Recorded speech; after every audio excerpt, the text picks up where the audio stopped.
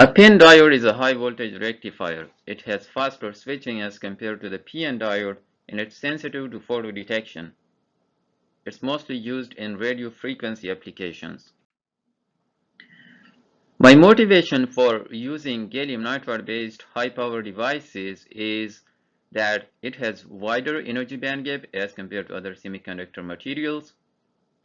It has higher critical electric field, which is important for high power devices because for both PIN diodes and transistors, their figures of merit are proportional to their critical electric field. Also, gallium nitride has high electron mobility and saturation velocity, and the figure of merit for transistors is proportional to the saturation velocity as well.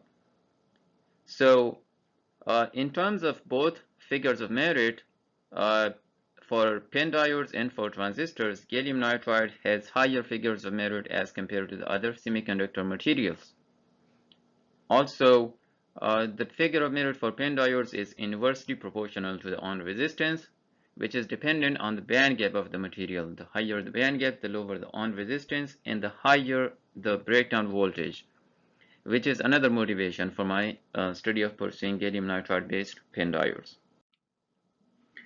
Due to the compact size of gallium nitride, its applications range from commercial to avionics and defense.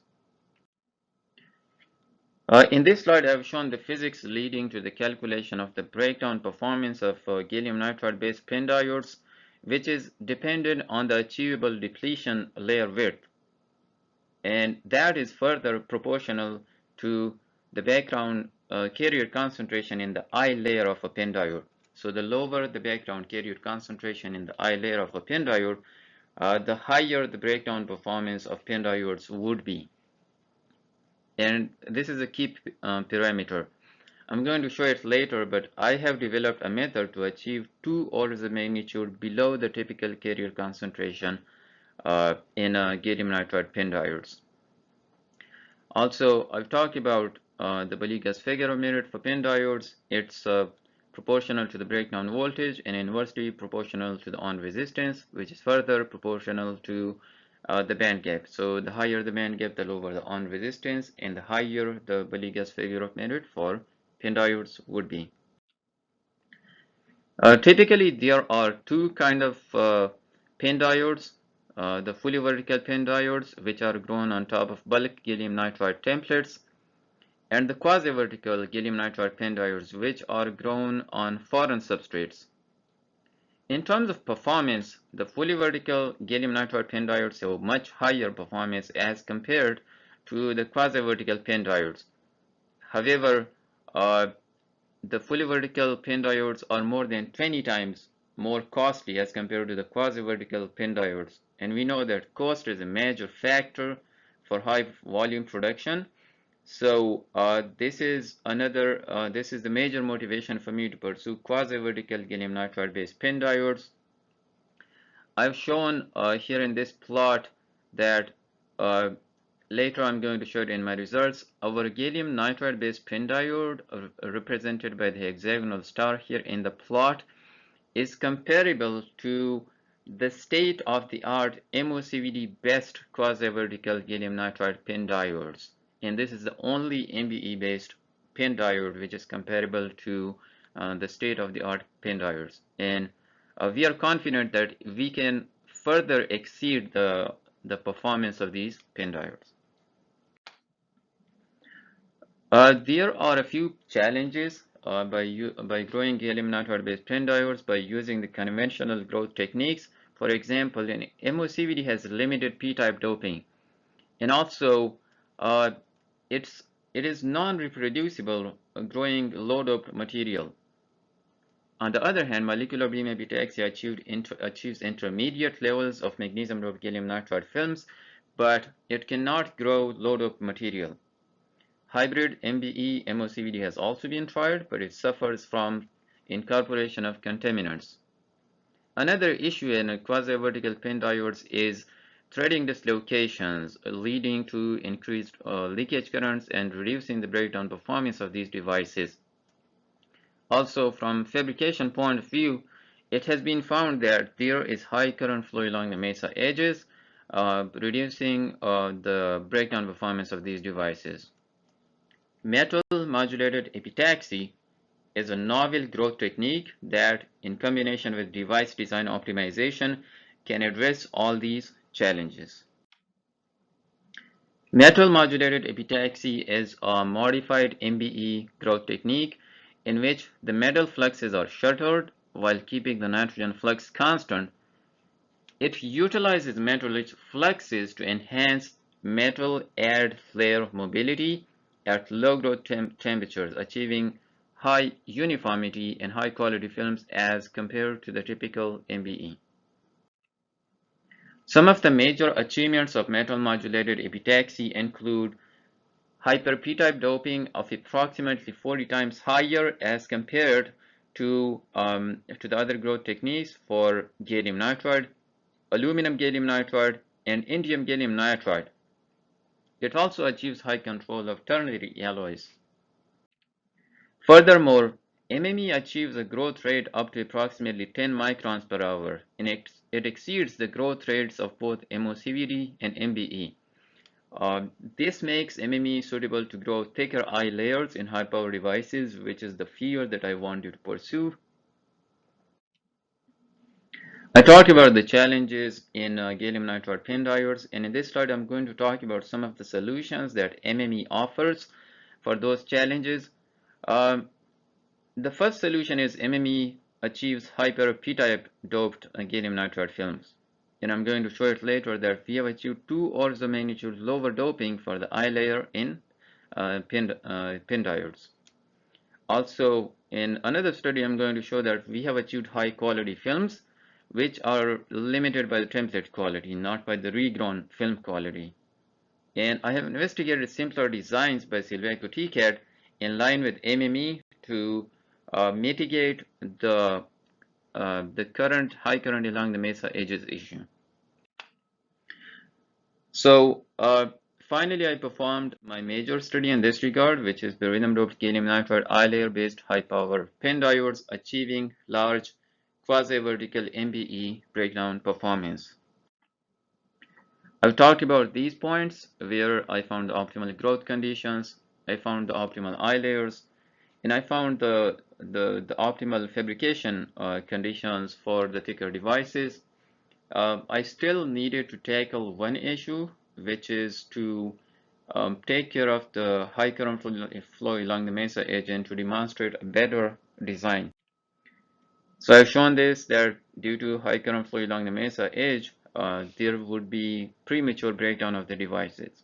So I investigated simpler designs using Silvaco TCAD and applied them in MME growth. In this regard, I did a comparative study of 2 pin diodes, both with eye layer thicknesses of 10 microns. The difference between these two is that the right structure has a thin 50 nanometers of beryllium doped gallium nitride film sandwiched between the n-type layer, which would introduce a small barrier, resulting in more uniform current distribution across the device. So as we can see that the current distribution improves from approximately 40% to 100% of the p-type contact of the device. And later I have shown in one of my devices that now the breakdown occurs across the bulk of the device and not along the mesa edge. Then I grew these gallium nitride pin diodes. This slide shows a layer structure diagram of my devices, where first I sandwiched a beryllium doped gallium nitride film inside the n-type layer, and the beryllium doping was 1 into 10 to the power of 17 per centimeter cube. And then I grew beryllium doped gallium nitride eye layers with eye layer thicknesses of 1, 2, 5, and 10 micrometers.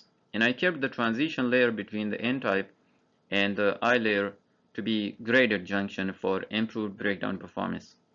Later, I deposited magnesium doped gallium nitride top layer with a cap layer as well. And once again, I kept the transition from the eye layer to the p-type layer as graded for improved breakdown performance.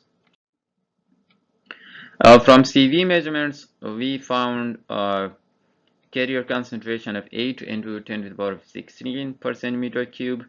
And from plotting the equations given in the previous slides and this carrier concentration represented by the dashed line, the achievable depletion layer width is approximately 2.4 microns, and the achievable theoretical breakdown performance is 450 volts with achievable on resistance of approximately 10 to the power of minus 5 ohm centimeter square.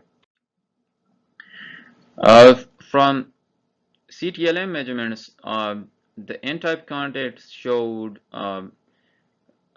contact resistance of approximately 8 10 to the power minus 6 ohm centimeter square, while the P-type contact showed contact resistance of approximately 3 10 to the power minus 3 ohm centimeter square. The P-type contact resistance is slightly higher because I performed the annealing of both types of contacts at 700 degrees C. So this annealing temperature is slightly non-optimal for the P-type contact, but this can be improved. However, in the current case, this would contribute to relatively higher specific on resistance of the pin diodes. In this slide, I have shown the JV characteristics of my pin diodes for eye layer thickness of 1 micron, 2 micron, 5 microns, and 10 microns.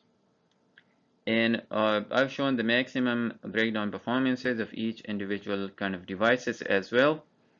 And the maximum breakdown voltage of 375 is a record breakdown voltage for gallium nitride based pin diodes grown via molecular beam epitaxy. One significant point that we see from comparison of the thicker devices versus the thinner devices is that the thicker devices show leakage current which is significantly lower, approximately 7 orders of magnitude lower as compared to the thinner devices. So we used a doping of 1 into 10 to the power of 17 per centimeter cube and achieved carrier concentration of 8 into 10 to the power of 16 per centimeter cube. And by comparison of our breakdown performance with the state-of-the-art quasi-vertical devices, we are comparable to the best MOCVD ground quasi-vertical devices, and we are the only group which are in the state-of-the-art MBE performance in terms of quasi-vertical devices. We achieved record breakdown performance and also record Baligas figure of merit for MBE ground quasi-vertical devices.